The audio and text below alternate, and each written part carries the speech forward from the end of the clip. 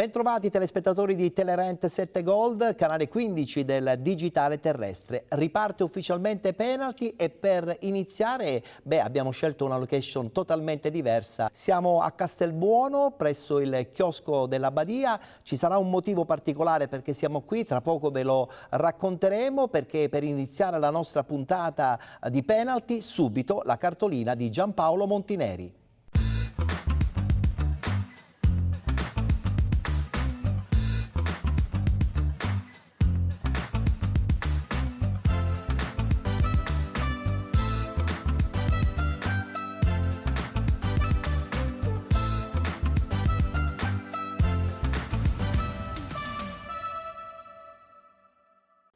Ciao Gold TV, ciao Ettore. Allora, insomma, vi porto dentro i ruderi della Tonnara di Avola. C'è ancora tanto caldo, c'è ancora tanta voglia di mare. Io, insomma, vivo in un luogo di mare e quindi perché cambiare luogo anche per raccontare la nostra settimana di calcio. Si ritorna a raccontare il calcio dilettantistico con penalty. Insomma, sono stato ancora confermato dal grande capo Ettore, quindi con grande piacere. Seconda giornata di campionato di eccellenza, la mia cartolina ha già uno sfondo pazzesco, quindi posso anche chiudere così, ciao un bar e ci vediamo alla prossima. Però è anche vero, qualcosa dobbiamo dire. 2 giornate di campionato di eccellenza si sono giocati e i gironi A e gironi B sono ben delineati, nel senso che quest'anno, a differenza degli altri anni, c'è organizzazione, non c'è più quella cosa che si chiama famo una cosa da amici, però non si può più. Le società hanno presentato organigrammi ben completi, soprattutto agli allenatori è stato chiesto di fare il loro sporco lavoro, perché l'allenatore è un lavoro, non è un passatempo. Lo abbiamo potuto percepire che anche quando abbiamo avuto i format, l'allenatore è stato sempre messo sotto sgabuzzino, chiuso in sgabuzzino in stile emoji con l'arbitro, quando comunque il risultato non arriva. Il risultato è la base del calcio, il risultato è la base di ogni singolo movimento che si crea dentro una stagione calcistica. Quindi allenatori chiamati a fare loro sono stati accontentati con lo staff, con tutto quello che significa materiale, tutto quello che è organigramma. Quindi l'allenatore quest'anno deve saper fare questo e in effetti qualche cosa si sta vedendo o qualcosa ancora non è partito bene. La cosa che diciamo viene fuori in queste 2 settimane di gioco nel girone B è l'atteggiamento. L'atteggiamento è una cosa importante, l'atteggiamento è quella cosa che prepari dentro, l'atteggiamento è quando fai mercato e prendi giocatori di carattere, giocatori di personalità. L'atteggiamento è che quando il giocatore entra in campo deve essere pronto e soprattutto deve essere anche in grado di poter sopperire con il carattere, con la personalità e con la fisicità anche ai momenti in cui allenatore e calciatore dentro il campo non si capisce. Quindi è importante questa fase iniziale. 2 giornate di campionato, dal girone A comunque si delinea un pochino qual è la forza e quale dovrebbe essere la forza, anche perché i dati dicono che ha fatto solo gol, non ne ha subiti e ha vinto le 2 partite, che l'Acragas, che al terzo anno in stile Canicattino, 3 anni di investimento, miglioramento totale, strutturale, Canicattino in Serie D. L'Acragas sembra che sia l'anno quasi della certificazione che può andare in Serie D dalla porta principale. L'anno scorso è uscita ai playoff e quindi aspettiamola, la squadra dei giganti. Ha veramente un parterre agguerrito nell'ambito del girone stesso, però ripeto, l'Acragas ha qualcosa in più. Quanto mi piace il Brook in queste prime 2 partite. Il Brook è l'amico Brucculeri, il tecnico dello Shakhtar. Lui è uno che è un po', non so se dire come Garibaldi, o comunque è uno che si trascina gli altri, non che si trascina, quindi è uno che Achille gli fa un baffo, dove arriva lui o non cresce l'erba o diventa un prato verde inglese. E sembra che a Shakhtar in questo momento ci sia il prato verde. Niente male lo Shakhtar, perché comunque insomma sta lì anche con 2 vittorie, quindi Brook ritorna in auge, perché gli allenatori si dice sempre ma è vecchio, ormai non ha... Occhio a Pippo Strano con Lenna. Lenna ha fatto anche un miglioramento strutturale e graduale, quindi il colpo, l'ultimo, diciamo che dovrebbe entrare nell'organico che è arcidiacono, Lenna firma un copione autorevole per questa sua stagione in eccellenza nel girone A.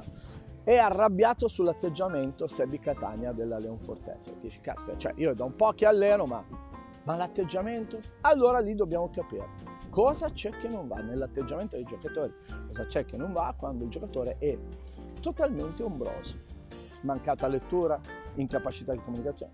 Me ne voglio andare, ma fallo, però non mettere a disagio una società, un allenatore, cioè io dico sempre ai calciatori, l'ho ripetuto anche in questi giorni, ci sono 4 giorni ancora di possibilità di mercato, non state lì a mangiarvi gli allenatori, andate via.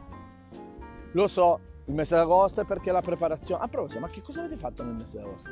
Gambe zero, mente zero, atteggiamento zero, cioè ditemi voi che cosa avete fatto in preparazione nel mese di agosto, perché il mese di agosto è stato il mese della preparazione, tutti ad iniziare prima del Ferragosto, e vedo squadre che con la melma ai piedi, proprio termine giusto. Quindi cosa avete fatto?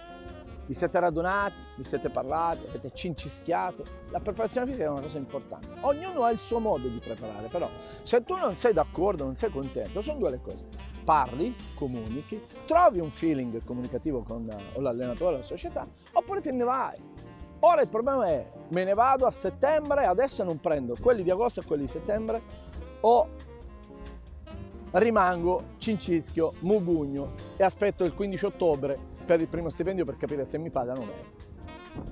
No? Questo è il classico fattore di questo periodo.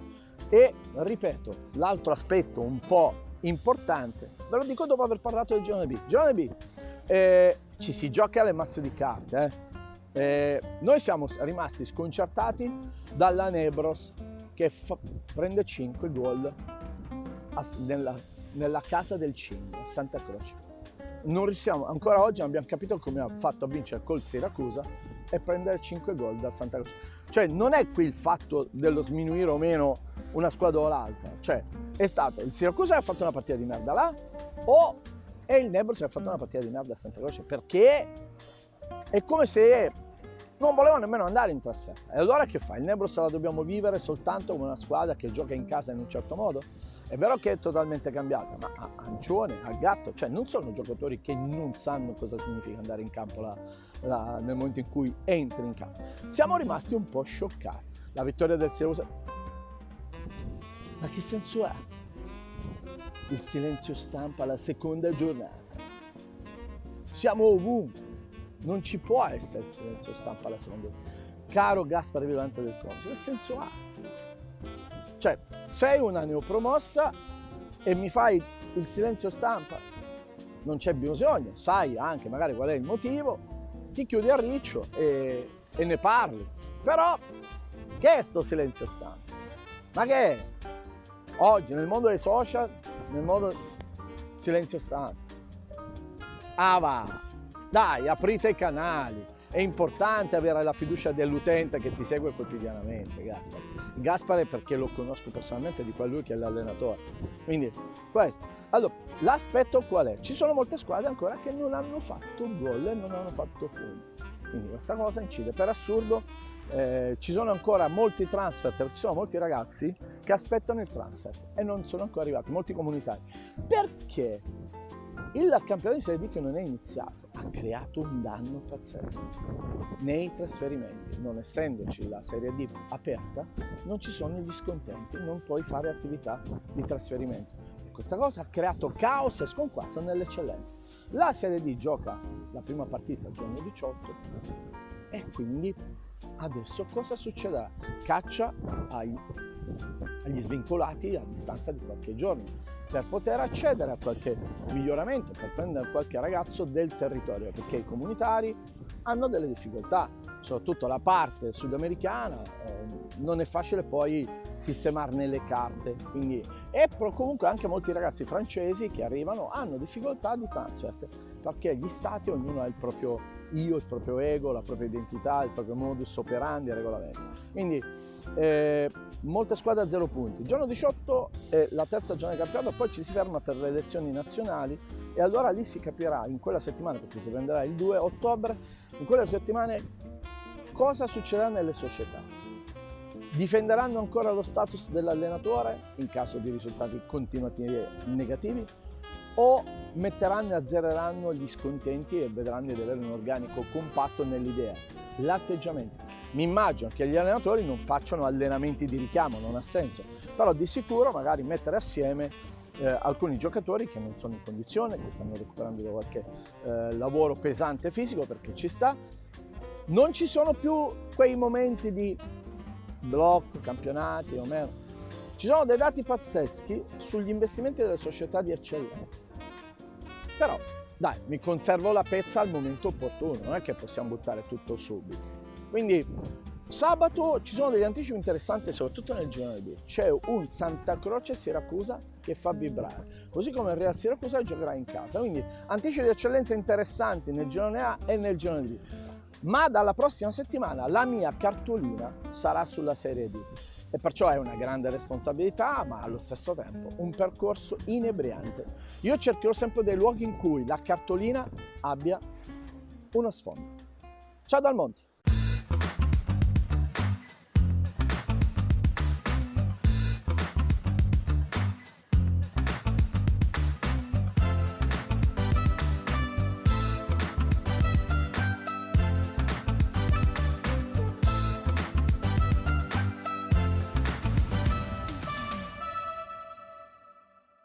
Il campionato di Serie D partirà ufficialmente la prossima settimana, sono invece già partiti i campionati di eccellenza e di promozione e vado subito a presentare l'ospite che ci accompagnerà in questa prima puntata di Penalty che abbiamo detto è in trasferta a Castelbuono. Siamo nella provincia di Palermo e siamo con Fabio Capuana. Ciao Fabio, ciao, ben trovato. Ettore, grazie a te e grazie a tutti i telespettatori e agli amici della tua trasmissione. Un doppio ruolo. Prima come dirigente della Federazione Italiana Gioco Calcio per il Comitato di Palermo, ma anche in questa occasione come presidente dell'associazione Siamo Madonie. Subito una piccola carta d'identità su questa associazione che è nata praticamente qualche giorno fa. Esattamente, sì. Intanto grazie per l'opportunità che stai concedendo al nostro territorio e grazie per questa fantastica intervista perché ci dà la possibilità di poter illustrare quello che è il nostro stupendo territorio. Già in molti lo conoscono, però è diciamo fondamentale il poterne parlare ad una trasmissione seguita come la tua.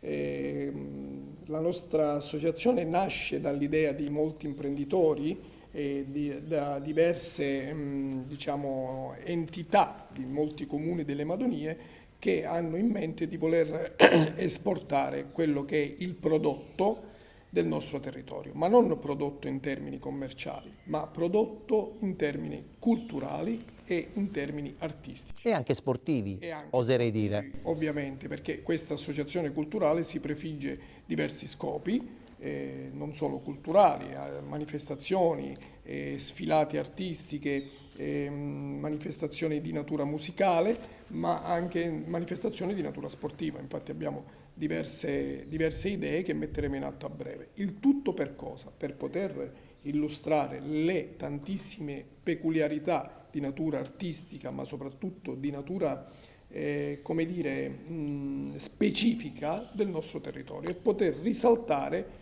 quello che c'è in tutto questo territorio, che già è sofferente dal fatto che c'è un isolamento, dal fatto che c'è lo spopolamento, dal fatto che diciamo, molti dei nostri comuni sono difficilmente raggiungibili. Questo stare insieme, un po' in linea con l'Accademia Madonie, certo. Questo stare insieme è traslato appunto dall'Accademia Madonie, è traslato a questa nostra nuova associazione che abbiamo appena inaugurato, abbiamo appena illustrato e formato. Perché cosa vogliamo dimostrare? Vogliamo cercare di dare la possibilità a tutte le eccellenze del nostro territorio. Che sono tantissime. Sono tantissime, perché molto spesso il nostro territorio, specialmente Castelbuono, viene ricordato o è famoso per diciamo, aziende dolciarie oppure è famoso per la gastronomia. No, ti assicuro che il nostro territorio, e parlo di Cefalù, delle Alte Madonie, delle Basse Madonie, Campofelice e tantissimi comuni, non li nomino tutti per non dimenticarne qualcuno, è un territorio vasto che ha delle eccellenze assolute nel campo della medicina, nel campo della cultura, nel campo della moda, nel campo dello sport. Quindi il nostro intento è quello di voler identificare e promulgare le eccellenze di questo fantastico territorio. E ci siete riusciti anche perché il giorno dell'inaugurazione l'affluenza è stata considerevole, pertanto il territorio ha sposato il vostro progetto appieno. Assolutamente sì, anche se devo dire che questo è un momento in cui c'è molta disaffezione un po' a tutto quello che si crea, e questa è una realtà, devo dirlo. Però diciamo che da noi c'è ancora quel senso di fratellanza, quel senso di unione, nonostante qualche campanilismo che è più evidente nel campo sportivo. Sì, immagino. Ma quando si parla di cultura e quando si parla di associazione a fini diciamo ecco, culturali e filantropici, allora a quel punto l'unione dei nostri territori diventa veramente salda, ecco.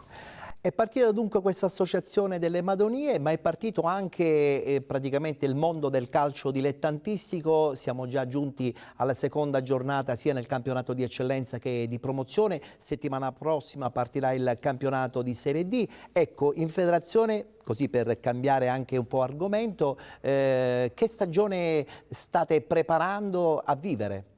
Ma noi ci siamo lasciati con un'intervista l'anno scorso dove l'augurio era quello di ripartire più forti di prima. È vero. E di partire con l'intento, ecco, di non fermarci più, perché il Covid in questo momento sembra un lontano ricordo, ma io dico invece che è soltanto un animale ferito che dobbiamo... Una calma apparente. Esatto, è un animale ferito che noi dobbiamo osservare, tenere d'occhio, dobbiamo vigilare su questo male che ci ha tenuto con il fiato sospeso e ci ha isolato, È vero, ci ha è vero. ci ha reso particolarmente vulnerabili. L'uomo è stato visto in tutta la sua vulnerabilità, perché eravamo spiazzati, avevamo perso la libertà e questo non deve più accadere. Questo è il desiderio del Presidente Morgana, dell'intero comitato regionale, ed è quello appunto di ripartire in sicurezza e non fermarci come abbiamo fatto l'anno scorso, che è stato fatto un miracolo assoluto. È vero, l'ho confermato anche il Presidente, è vero. Terminato tutti i campionati, da quelli di eccellenza agli ultimi dei settori giovanili che sono in forte crescita, e quindi con la spinta del Presidente Morgana, che tu conosci benissimo. Assolutamente. Tu sai che gran lavoratore è e quando si mette in testa una cosa la porta a compimento. Noi siamo stati i precursori che hanno dato,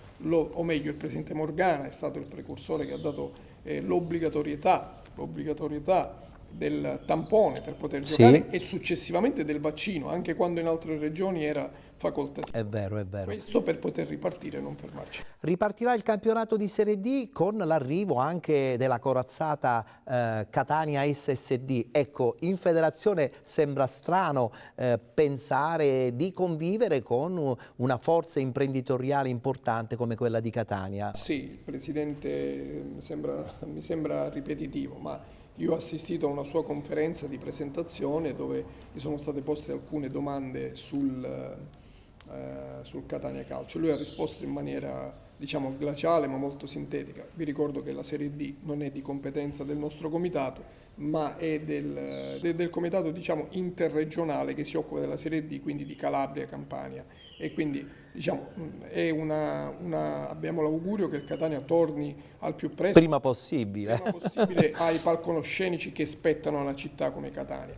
Devo dire che è una piazza favolosa che merita molto altro, ma devo dire che questa volta c'è un gruppo dietro interessante. molto interessante, ma soprattutto molto serio. Tra l'altro l'arrivo del Calcio Catania permetterà a piccoli centri anche di vivere una domenica importante, no? Di incasso e anche di visibilità. Assolutamente sì, ma l'effetto di una grande squadra o l'effetto di una ripartenza così importante è da traino e trascinante. Assolutamente. Per il movimento ma anche per tutto il territorio. E Catania, devo dire invece, ecco qui ci riallacciamo al Comitato Regionale Sicilia, anche se io mi occupo di provinciale fondamentalmente, ma dico Catania è uno dei comitati più attivi della Sicilia con maggiori squadre. siamo lì per lì con Palermo, ma Catania è molto una forza importante. Una forza importante, quindi è giusto che ci sia un traino importante per poter, come ti dicevo sempre, anche consentire ai giovani di coltivare il sogno, ma se tu il sogno ce l'hai lì a portata di mano, che è il Catania, e ce l'hai lì ad un passo, che non dimentichiamo che il Catania aveva fatto le cose per bene, secondo me è una delle eccellenze, veramente una delle migliori strutture sportive esistenti al centro-sud. Il centro sportivo rimane un fiore all'occhiello, anche se ultimamente insomma, qualche problema di una possibile gestione anche proprio per la nuova società esiste. Certo. Vedremo come andrà a finire. Però la cosa più importante è che poi sarà il campo a parlare nei risultati, meglio, sì, assolutamente. Un in bocca al lupo chiaramente a tutte le squadre siciliane, non soltanto al Calcio Catania, perché c'è una bella nutrita pattuglia, no? Da Trapani a Licata. C'è un campionato di Serie D, io lo definirei di signore del calcio un po' decadute, ma che tenteranno di risalire presto. Risalire e lo rendono particolarmente bello. È vero. Ma anche in eccellenza in promozione abbiamo dei gironi interessantissimi. Sì. E parliamo proprio del campionato di eccellenza e parliamo subito del girone A.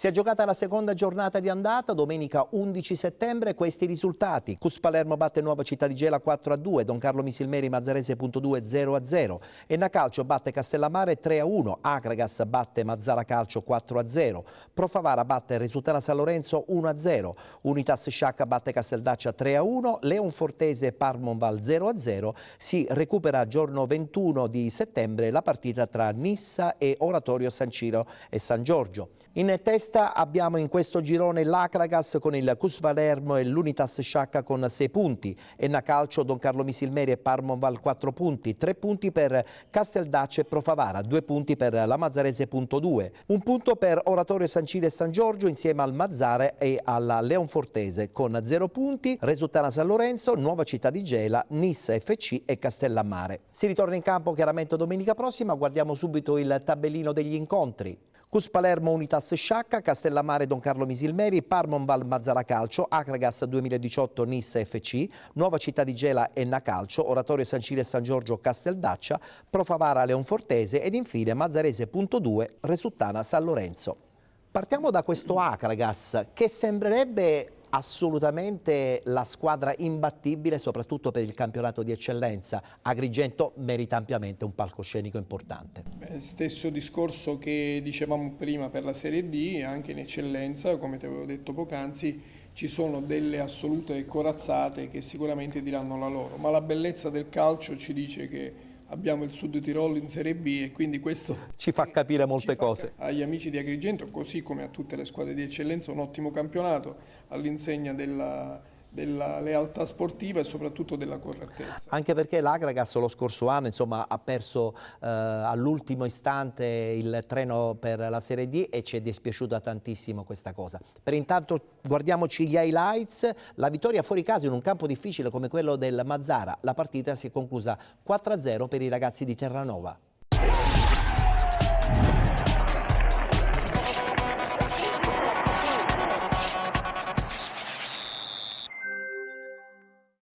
Ci siamo, è tutto pronto per Mazzara Acragas, calcio d'inizio affidato alla squadra di casa, è pronto il capitano Camarà, inizia adesso Mazzara Acragas. Sbaglia il Mazzara, Mansour, a tu per tu Mansour, ancora altra chance Mansour, 1-0 Acragas, errore della difesa del Mazzara e Mansour non ha perdonato. Alla seconda chance ha buttato la palla in fondo al sacco e l'Acragas è avanti 1-0. Tutto questo al 32esimo. Sbanda il Mazzara. Attenzione, Semenzin, Baio, rete 2-0 Acragas, segna Benny Baio. In 3 minuti l'Acragas affonda il Mazzara in questo primo tempo combattuto. Assist di Semenzin e Baio ha trafitto l'incolpevole Thomas. Sbaglia Federico, Semenzin se ne va, ancora Semenzin, 39esimo Semenzin, cross morbido, Pavisic!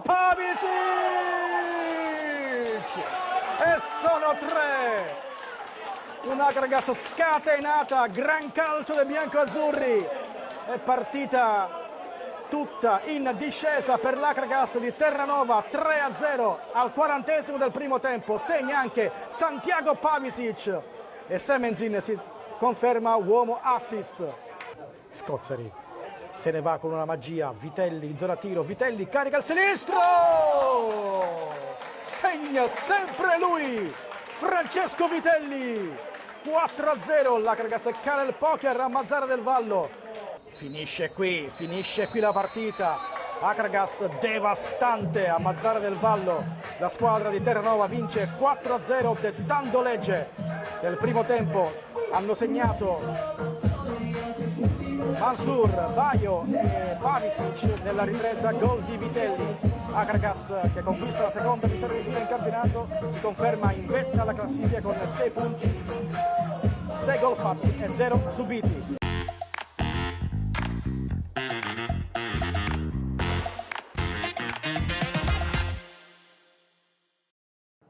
Prima di parlare della partita desidero ringraziare la società Mazara Calcio, i tifosi, il pubblico in generale che mi ha accolto come si accoglie un figlio.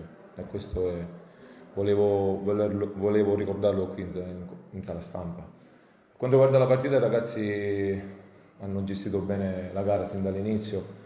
Abbiamo concesso una piccola situazione nei primi 10 minuti della partita, poi quando l'abbiamo sbloccata l'abbiamo dominata. Sapevamo di affrontare un avversario difficile che nei primi 20 minuti ci ha messo in difficoltà, nel senso che non ci ha concesso alcune giocate preordinate nostre. Poi ti ripeto, ho trovato il gol, abbiamo gestito alla grande la gara. No, più che errore dell'avversario abbiamo sfruttato delle pressioni preparate in allenamento quando la palla è opposta, quindi siamo riusciti a fare delle pressioni nascoste. Abbiamo recuperato palla e siamo stati bravi a fare gol. Probabilmente potevamo fare gol prima, perché su delle situazioni simili abbiamo un po' ciccato l'ultima giocata. Poi ti ripeto, la squadra sta bene, la squadra mi dà una grande disponibilità.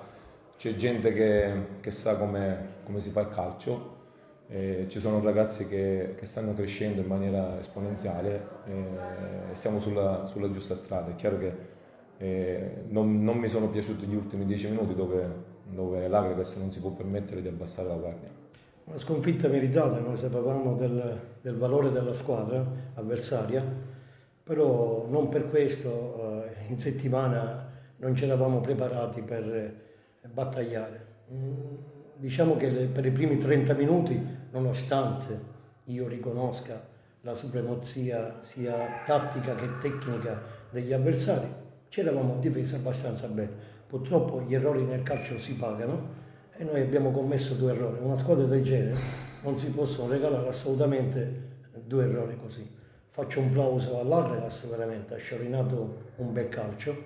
Ho visto dopo tanti anni, perché all'esordio Caccetta, Garufo, nella Nissa, io allenavo l'Alcamo, il Carini e già conoscevo, ma li ho visti migliorati, dato che l'esperienza gioca a loro favore, anche se poi c'è la contra l'età che cresce. Quindi io faccio un plauso all'Akragas e nello stesso tempo dico ai miei che dalle sconfitte nascono le vittorie. È lì che si va a vedere il carattere di una squadra.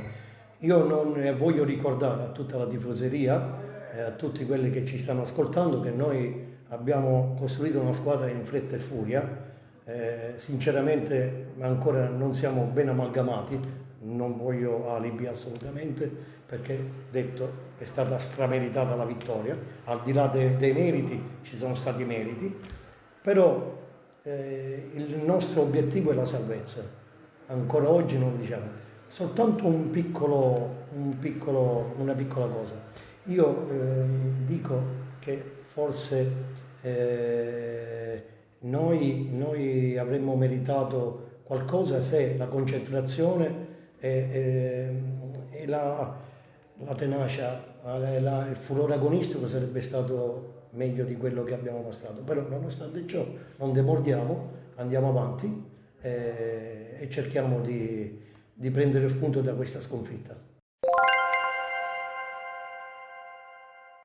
L'altra squadra indubbiamente da battere in questo girone A del campionato di eccellenza è un'altra corazzata, la Don Carlo Misilmeri, che ha fatto una campagna acquisti insomma altisonante. Questo ci fa pensare che anche una piccola realtà come Misilmeri insomma ambisce ad una Serie D che probabilmente è una bellissima vetrina. Assolutamente sì, è una società seria, una società composta da persone che sono assolutissimamente del mestiere, e quindi hanno delle ambizioni importanti, ma poi hanno una bellissima struttura. Io sono andato più volte a vederla.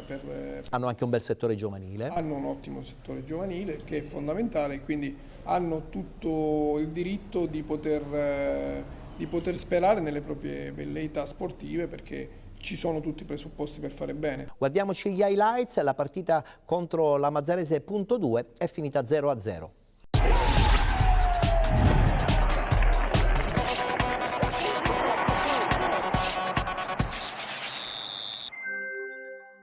Secondo giro di valzer per il campionato di eccellenza girone A, ed è ancora una volta tempo di partite al Cardiopalma. Siamo al Giovanni Aloisio di Misilmeri, dove la Don Carlo di Mister Utro ospita la Mazzarese di Mister Chianetta. Entrambe le squadre reduci dalla vittoria nel primo turno di Coppa Italia. La Don Carlo ha eliminato il Marineo, il Mazzarese ha vinto il derby cittadino contro il Mazzara, entrambe intenzionate a portare a casa punti pesanti per l'inizio di campionato. Il primo squillo è della formazione di casa, oggi in maglia blu, con il cross di Lonigro, la sponda tentata da Lucera, una via di mezzo tra un passaggio per i compagni al centro e un tentativo verso la porta. Punizione sempre dal sinistro di Alessio Lonigro, un po' di confusione in area, poi c'è il salvataggio provvidenziale di Vito Lupo, evitare guai peggiori. Mazzarese che si affaccia per la prima volta in avanti con questo assist per Claudio Di Giuseppe, il grande ex della partita. Si oppone Marino, ma era comunque fuori gioco dell'attaccante romano. Insiste la Don Carlo sempre con la spinta di Raimondo Lucera, poi lo scarico per Concialdi, il cross per Balistreri e la palla che si perde di poco fuori, occasionissima per l'ex centravanti della San Cataldese. Risponde la squadra giallo-rossa con questo lancio in avanti sulla destra, il tentativo dalla distanza e pallone che sibila a pochi centimetri dalla traversa. Poi c'è un calcio di punizione sempre per la Mazzarese, ci prova Secum, la schiena di Raci, palla in calcio d'angolo prima di un'altra occasione importantissima per la squadra di Mister Chianetta. Angolo di Secum, testa di Giordano, palo pieno a Marino, battuto ad un passo dal vantaggio i giallorossi mazzaresi, che insistono ancora con questa incursione sulla destra. Il cross per Di Giuseppe che impatta bene di testa, ma il tentativo è centrale, para Marino. L'ultima chance del primo tempo è di Marca Misilmerese, va via Lucera sulla sinistra, il suo tiro viene respinto da Giardina, poi la rovesciata di Cerniglia, altro colpo di testa che finisce sui piedi di Raci, palla fuori. L'arbitro tra altre cose aveva ravvisato un fuorigioco difficile da comprendere. Si chiude comunque il primo tempo all'Aloisio e inizia la ripresa con le nostre immagini sui secondi 45 minuti che si aprono con un calcio d'angolo per la Don Carlo, il cross dalla sinistra, Colombatti sul secondo palo come sempre presente, questa volta però non inquadra la porta. Da calcio d'angolo a calcio d'angolo dall'altra parte con la Mazzarese e con il destro di Secum, traiettoria ancora sul secondo palo e ancora un colpo di testa fuori misura, questa volta di Claudio Di Giuseppe, che va ad un passo dal gol dell'ex. Ci riprova la Don Carlo con la connection con Cialdi Raci, colpo di mancina che si perde abbondantemente sopra la traversa, ma ancora la squadra di Mister Utro che insiste sempre su quell'asse, sempre con Concialdi che serve Iraci, il cross ancora sul primo palo, questa volta c'è una deviazione di Giardina, chiedono il fallo di mano in maniera molto timida comunque i giocatori in maglia blu, che qui si difendono dal calcio di punizione di Najib Secum, traiettoria sopra la barriera, Marino la scorta fuori. Poi dall'altra parte ancora Don Carlo che attacca con Concialdi, la palla arriva all'Onigro, il dribbling in mezzo al campo, la conclusione di sinistro sopra la traversa. Veniamo ai minuti caldi, veniamo al 90esimo con il calcio d'angolo di Concialdi, la palla sta per arrivare da Matera ma c'è il salvataggio di Giardina a mettere ancora in calcio d'angolo. Corner allora dall'altra parte sempre con l'Onigro, la palla che viene deviata in qualche modo, alla fine arriva anche Iraci, tiro stoppato, si salva la difesa della Mazzarese che alla fine porterà a casa quello che forse era il risultato voluto, ovvero sia un pareggio, evitare la sconfitta fondamentale per la Mazzarese. Dall'altra parte occasione persa per mantenere il punteggio pieno per la Don Carlo Misilmeri, finisce 0-0 al Giovanni Aloisio.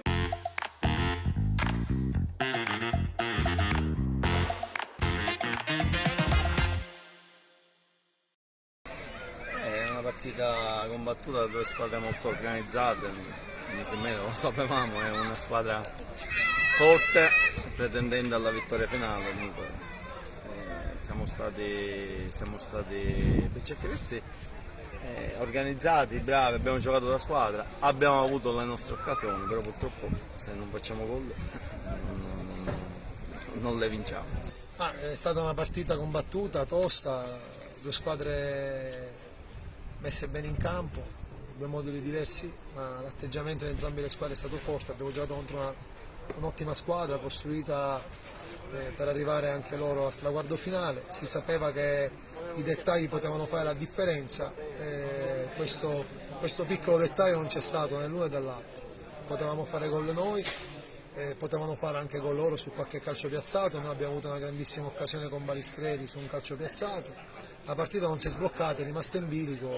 È stata una partita bella, combattuta, dove le due squadre hanno vinto tanti duelli in mezzo al campo, quindi il pari poi alla fine, se non si sbloccava un qualche episodio, la partita è rimasta così.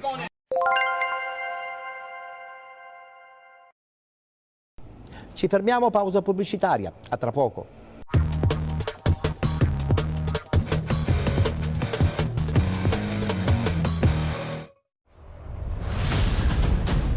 Are you ready? Radio Mood, live music people, live music people.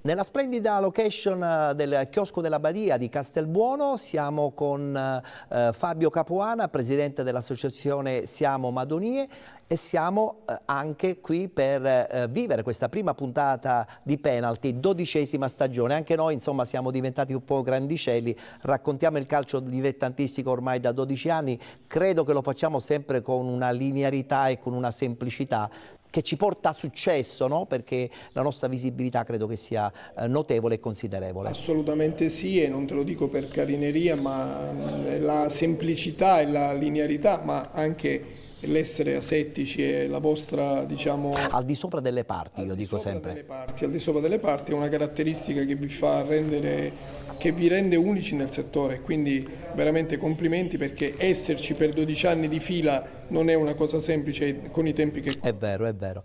Il girone A del campionato di eccellenza al suo interno ha delle bellissime realtà, Agrigento, Caltanissetta, ma anche il girone B non scherza. La realtà come per esempio il Modica, il Siracusa, certamente ci fa capire che anche questo girone B del campionato di eccellenza sarà intenso e chissà chi lo vincerà. Eccellenze anche qui un po' decadute, tra virgolette, non me ne vorranno gli amici, ma diciamo ci sono delle super corazzate, delle società che possono ambire tranquillamente al salto di qualità, perché hanno fatto la storia del calcio siciliano e non solo del calcio siciliano. Guardiamo subito il tabellino dei risultati, la seconda giornata che si è giocata domenica 11 settembre, Rocca Acquedolcese Città di Taormina 2-2, Santa Croce batte Nebros 5-0, Ionica FC Città di Acicatena 1-1, Leonzo 1909 batte Virtus Ispica 2-0, pareggio tra Milazzo e Mazzarone Calcio 1-1, Modica batte Real Siracusa Belvedere 3-1, Siracusa Calcio batte Città di Comiso 4-1 ed infine Nuovi Gea Virtus batte Sporting Club Palazzolo 1-0. In classifica al primo posto il duo Leonzio 1909 e Nuovi Gea Virtus con 6 punti, con 4 punti Città di Taormina, Rocca Acquedolcese, Mazzarone Calcio, Modica Calcio, con 3 punti Santa Croce, Real Siracusa Belvedere, Nebros e Siracusa Calcio, con 2 Città di Acicatena, 1 punto per Ionica FC e Milazzo, chiudono Sport Club Palazzolo, Virtus Ispica 2020 e Città di Comiso con 0 punti. Anche in questo girone si ritornerà in campo domenica prossima, domenica 18 settembre. Questi gli incontri: Real Siracusa Belvedere Ionica FC, Santa Croce Siracusa Calcio, Città di Acicatena Palazzolo, Città di Taormina Leonzio 1909, Mazzarone Calcio Rocca Acquedolcese, Nebros Modica Calcio, Nuove Gea Virtus Milazzo ed infine Virtus Ispica 2020 Città di Comiso. Iniziamo a parlare del pareggio fuori casa della Città di Taormina. Abbiamo dimenticato anche che il nome Taormina è un nome altisonante in tutto il mondo ed averlo nel campionato di eccellenza sicuramente è importante, però meriterebbe forse anche palcoscenici ancora più importanti. Ma qui ci sono 2 aneddoti che posso citarti. Uno è stato alla tua premiazione. Abbiamo premiato, o meglio era forse in nomination un dirigente del Taormina. Il presidente, l'amministratore delegato, esatto, Maurizio Lorè. Il quale disse una cosa che mi colpì particolarmente: noi ci siamo calcisticamente, anche se Taormina spesso viene trascurata come mondo sportivo perché viene più ricordata come mondo culturale. E non è giusto, perché Taormina ha una storia anche calcistica importante e stanno ritornando nei posti nei teatri, tra virgolette, calcistici che meritano, perché Taormina ha una storia importante. Guardiamoci gli highlights: il pareggio tra Rocca Acquedolcese e Città di Taormina. La partita è finita 2-2.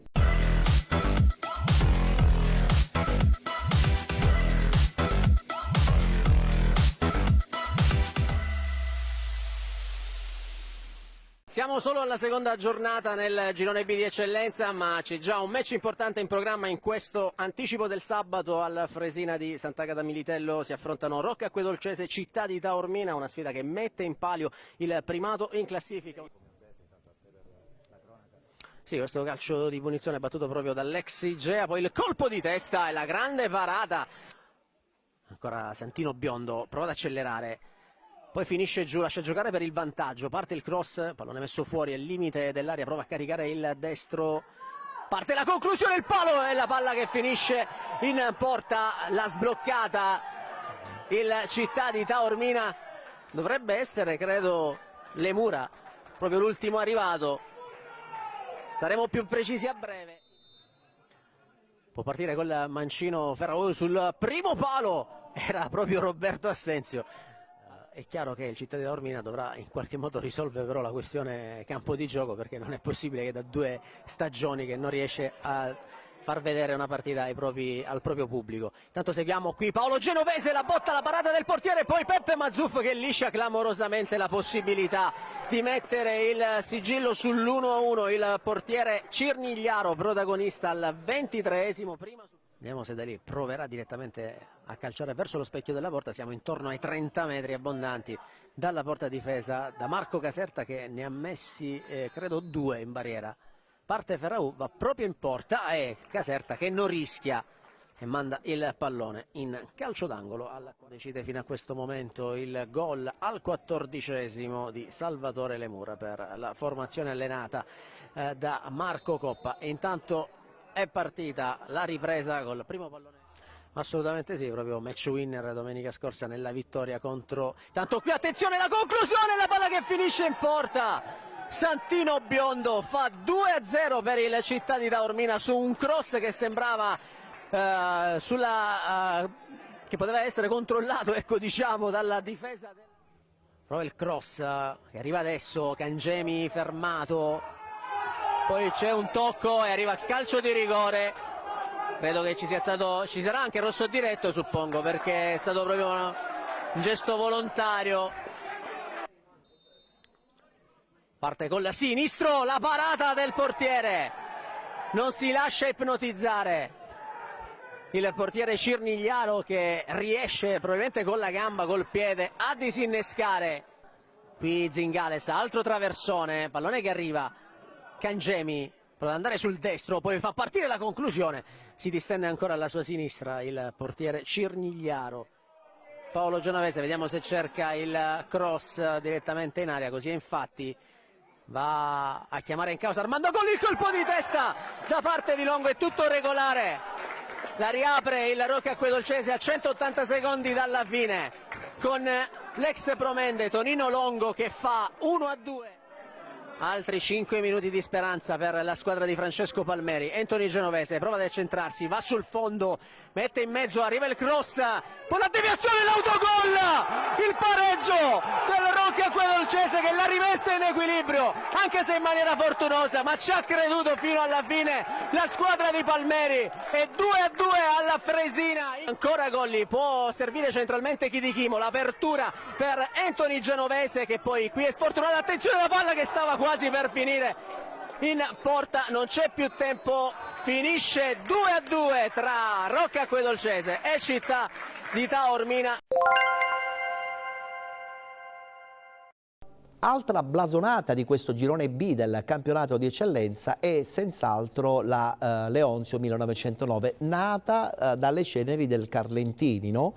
Si sono trasferiti dal piccolo centro di Carlentini ad una platea che probabilmente negli ultimi anni era stata abituata anche a palcoscenici di una grande qualità, no? Poi dopo sappiamo benissimo le vicende che hanno portato praticamente alla scomparsa della Leonzio. Questa rinascita porta nuovo entusiasmo. Anche qui tanto blasone, anche qui tanta carne al fuoco e tanto divertimento per i tifosi, perché ogni partita, come vedi, il calendario la rende unica e la rende affascinante. Tra l'altro quest'anno le squadre sono partite tutte ad inizio campionato, mentre l'anno scorso e anche qualche altro anno fa qualche squadra all'ultimo aveva rinunciato, praticamente combinando benissimo un calendario che metteva in difficoltà. C'è stata la massima attenzione da parte degli organi competenti, c'è stata la massima attenzione affinché ci fosse serietà, perché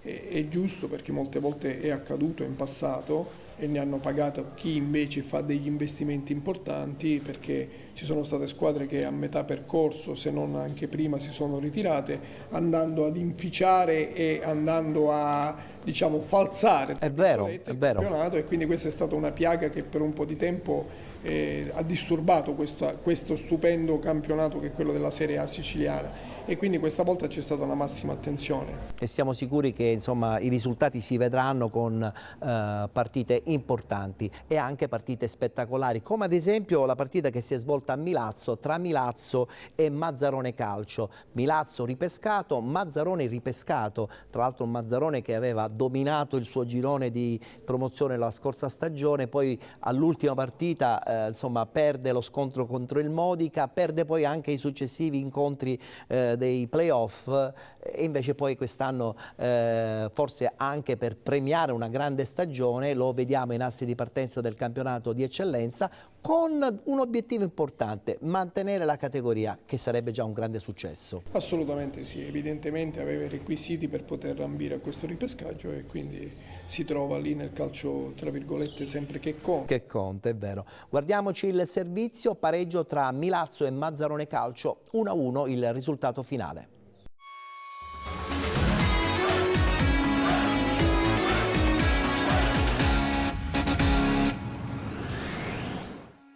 È un debutto casalingo in campionato che sorride a metà per il Milazzo, che al Marco Salmeri nella sfida tra le squadre ripescate in eccellenza viene fermato sul nulla di fatto dal Mazzarone. Un pareggio che alla fine lascia l'amaro in bocca ai ragazzi di Antonio Venuto, soprattutto per le occasioni create ma non concretizzate. È buono l'impatto alla gara dei rossoblù, che provano subito a sbloccarla con Giuseppe De Marco, il cui tiro però risulta centrale, con l'esperto Fagone che blocca senza problemi. Ma al secondo tentativo i mamertini passano, quando al minuto 31 Anthony Arena raccoglie l'invito di Giovanni De Marco e col sinistro mette alle spalle del portiere il pallone, che vale di fatto l'1-0 per i suoi e la gioia dei tifosi rossoblù. Milazzo che tenta di chiudere i conti e 4 minuti dopo Crifò fa tutto bene, ma poi sciupa calciando sul fondo da posizione vantaggiosa. Nella ripresa è ancora il Milazzo a fare la partita con Mondello, che in apertura ci prova per 2 volte, ma prima il suo tiro si spegne alto sulla traversa e poi al 53esimo ancora col mancino trova un super Fagone Girone a negargli la gioia del raddoppio.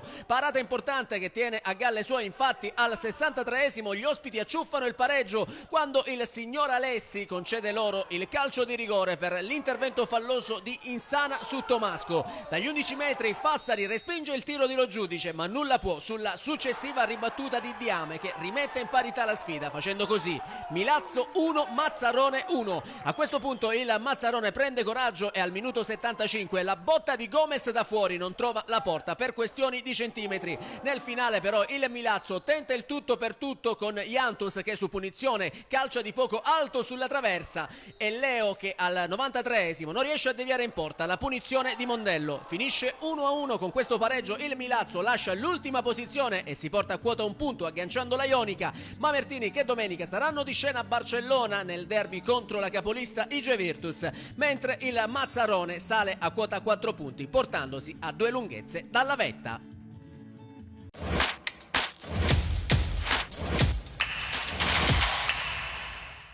Blasonata è pure la squadra del Siracusa, un Siracusa che parte quest'anno sicuramente con il blasone di squadra che deve assolutamente vincere il girone. Poi c'è il campo però, no? Quello che ci siamo detti prima, dico non basta né il nome né l'organico, poi tutto ciò che si organizza si deve poi tramutare e trasferire in campo. È vero. Fortunatamente nel gioco del calcio quello che comanda è sempre il campo. Questa vero. è una grande fortuna. Quindi, per fortuna. Siracusa è una piazza importante veramente che saprà dire la sua assolutamente. Ed eccoci giunti alla parte conclusiva della nostra trasmissione, location particolare per questa prima puntata di Penalty. Siamo in trasferta, siamo a Castelbuono presso il chiosco della Badia con la presenza anche di Fabio Capuana, dirigente della Federazione Italiana Gioco Calcio, nonché presidente anche di questa associazione che ha aperto ufficialmente il suo percorso proprio lunedì, l'associazione Siamo Madonie. Fabio, vi attende un duro lavoro, ma con la consapevolezza comunque insomma, di avere una certa adesione sul territorio. Sì, ripeto, sarò ripetitivo, ma è fondamentale il territorio. Lo descrive anche il logo che noi abbiamo tramite diversi grafici appunto dei nostri comuni abbiamo elaborato. Il logo che poi tu manderai gentilmente in onda è un logo che rappresenta dei cittadini che si abbracciano tra di loro ed sono la popolazione dei nostri territori che stringono virtualmente il mare e le montagne di questo fantastico territorio che sono le Madonie. Ci sarà molto lavoro, ma siccome sono accompagnato da persone validissime, da imprenditori e da come dire, eccellenze veramente che hanno dei ruoli importantissimi all'interno delle nostre società dislocate sulle Madonie, sapranno sicuramente dare il meglio insieme a me per poter dare vita a questo progetto. Allora buon lavoro sia per l'associazione ma anche per il ruolo in federazione, perché sarà una lunga stagione anche quella calcistica. Grazie, è stato per me un grande piacere avervi oggi qui, è un onore avervi potuto ospitare appunto nel nostro territorio, diventava fondamentale avervi qui. Certo. E quindi è stato un binomio importantissimo e grazie ancora e soprattutto grazie a te, perché quando sono ospite tuo sono davvero ci fa sempre piacere anche a noi. Mi sento a casa. Grazie a Fabio Capuana, noi concludiamo qui la nostra puntata di Penalty, ci vediamo domani come al solito alle 13 sul canale 15 del digitale terrestre di 7 Gold. Grazie a tutti, arrivederci, a domani.